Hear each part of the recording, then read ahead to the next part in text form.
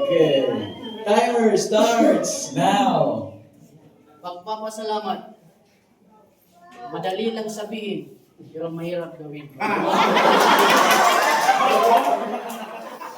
Minsan sa buhay, nakagpapasalamat lang tayo sa Panginoon. Kung masagana ang buhay, pero kung hindi na,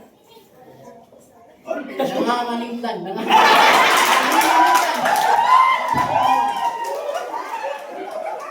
Sa mga problema, pangangailangan, sakit ng katawan.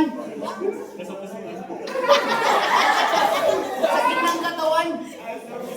Nakakatulong tayo sa Panginoon. Bakit nangyari ito sa aking buhay? Pero mga kapatid, kaibigan, ang sabi ng Biblia sa unang Thessalonica na kahit anong bagay ating pasalamatan. Sa baba, tayo nasa baba, taas, pasalamatan natin ang Panginoon.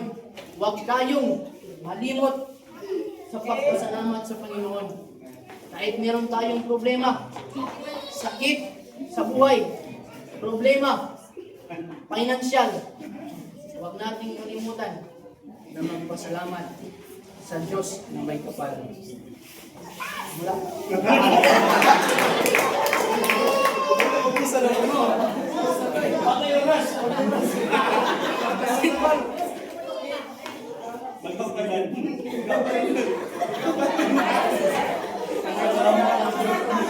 Salamat sa Diyos.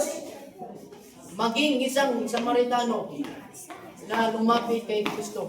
Kahit isa lang siya na lumapit kay Kristo, hindi siya Oh, nalimutan. meron na tayo.